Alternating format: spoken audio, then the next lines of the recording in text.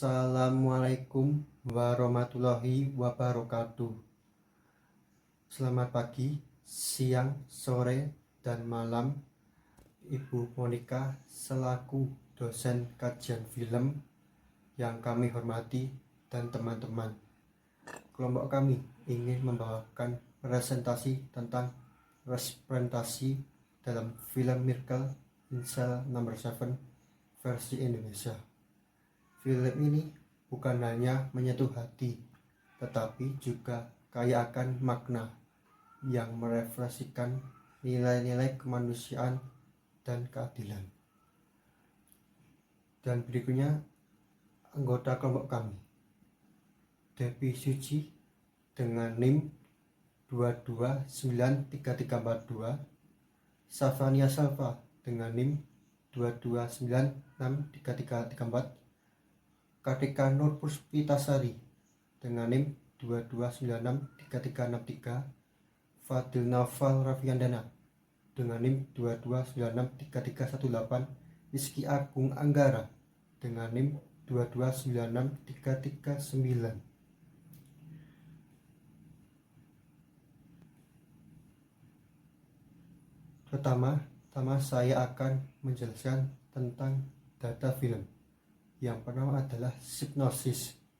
Film dengan berjudul Miracle in Cell No. 7 adalah film remake dari Korea Selatan dengan judul yang sama. Film ini menceritakan seseorang anak bernama Kartika yang berusaha mencari keadilan untuk membersihkan nama ayahnya yang bernama Dodo Rozak. Dodo Rozak adalah seorang penjual balon yang berkebutuhan khusus. Ia memiliki keterbatasan dalam kecerdasannya sehingga dapat berperilaku seperti anak-anak. Dodo dan Kartika hanya hidup berdua setelah istri Dodo meninggal. Genre film ini adalah drama keluarga dengan durasi 2 jam. Film ini disutradarai oleh Hanung Bramantyo dan film ini diperani oleh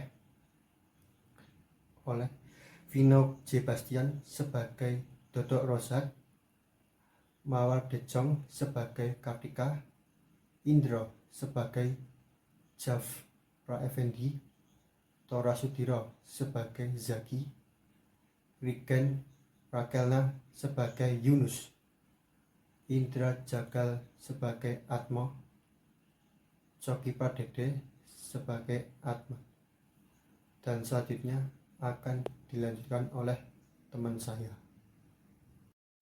Selanjutnya, saya akan menjelaskan tentang alasan kami memilih film ini dikarenakan yang pertama, film ini memiliki daya tarik visual yang dimana film ini membangun emosi audiens secara mendalam dengan penggunaan sinematografi natural dan musik latar belakang yang memperkuat suasana. Yang kedua, film ini memiliki pesan moral yang dimana film ini mengajarkan tentang kita pentingnya kasih sayang, keadilan, dan berbuat baik tanpa pamrih, serta mendorong penonton untuk lebih peka lagi terhadap orang lain termasuk mereka yang memiliki kebutuhan khusus. Selanjutnya ada teori psikoanalisis Zaflakan.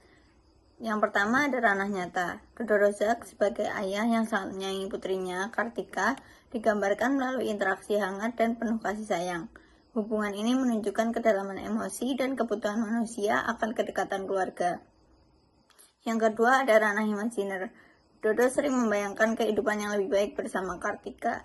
Harapan dan mimpi Dodo untuk kebahagiaan anaknya menjadi kekuatan imajinatif yang membantunya bertahan di tengah penderitaannya. Yang ketiga ada ranah simbolik.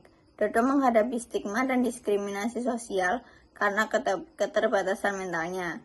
Ia diperlakukan tidak adil oleh sistem hukum dan masyarakat yang menilai berdasarkan norma dan simbol-simbol sosial yang berlaku, bukan pada kebenaran faktual.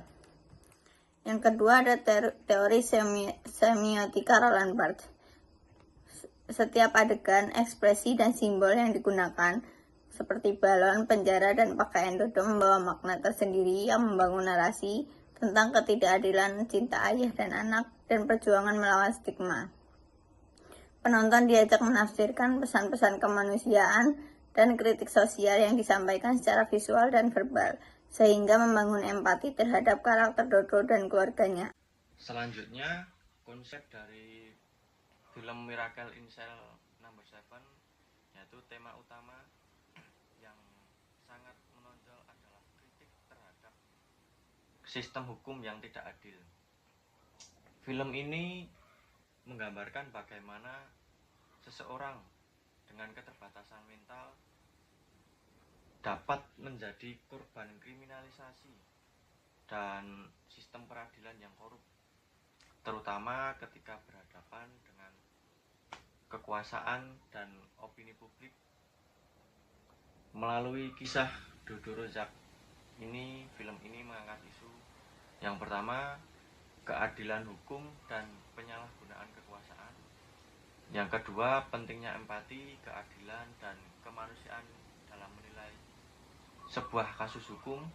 Yang ketiga, perjuangan keluarga korban untuk mendapatkan keadilan di tengah tekanan sosial dan sistem yang tidak berpihak pada rakyat kecil. Selanjutnya akan dijelaskan oleh teman saya. Ada analisis film dari adegan. Yang pertama, ada penangkapan Dodo. Adegan ini menunjukkan bagaimana prasangka dan ketidakadilan dapat menghancurkan hidup seseorang. Dodo, dengan kondisi disabilitasnya, dituduh melakukan kejahatan yang tidak dilakukannya dan dipisahkan dari putrinya. Yang kedua, ada reka adegan. Adegan ini menggambarkan bagaimana Dodo dipaksa untuk melakukan reka adegan pembunuhan dan pelecehan meskipun dia tidak bersalah. Hal ini menunjukkan betapa mudahnya sistem hukum dapat dimanipulasi untuk kepentingan pihak tertentu. Yang ketiga, ada perjuangan Dodo dan teman-teman di penjara. Para narapidana di sel nomor 7 berusaha membantu Dodo untuk berkomunikasi dengan Kartika. Mereka juga berusaha membuktikan bahwa Dodo tidak bersalah dan menyelundupkan Kartika ke dalam penjara untuk bertemu dengan ayahnya. Adegan ini menunjukkan pentingnya persahabatan dan solidaritas dalam menghadapi kesulitan. Yang keempat, ada perpisahan Dodo dan Kartika. Momen perpisahan terakhir mereka di pintu penjara adalah satu adegan yang paling mengharukan. Penonton diajak merasakan kesedihan mendalam akibat perpisahan ini. Yang kelima, atau yang terakhir, yaitu sidang kedua dan eksekusi hukuman mati. Meskipun ada upaya untuk membuktikan ketidakbersalahan Dodo, dia tetap divonis hukuman mati. Adegan eksekusi hukuman mati menjadi klimaks dari kesedihan dan ketidakadilan yang dialami oleh Dodo. Kesimpulannya, pada film Miracle in Cell Number 7 mengisahkan perjuangan seorang ayah berkebutuhan khusus Dodo Rozak yang dipenjara secara tidak adil dan putrinya Kartika yang berusaha membersihkan nama ayahnya. Film ini menonjolkan tema kasih sayang, keadilan, dan kritik terhadap sistem hukum yang korup. Melalui sinematografi dan simbolis kuat, film ini menyampaikan pesan moral tentang empati dan kemanusiaan, serta pentingnya solidaritas dalam menghadapi ketidakadilan. Demikian presentasi dari kelompok kami. Kami berharap apa yang kami sampaikan dapat bermanfaat dan menambah wawasan bagi kita semua. Kami menyadari bahwa penyampaian kami masih jauh dari sempurna, oleh karena itu kami memohon maaf terdapat kekurangan dalam penyampaian materi maupun teknik dalam presentasi berlangsung. Akhir kata, kami ucapkan terima kasih perhatiannya dan kerjasamanya. Wassalamualaikum warahmatullahi wabarakatuh.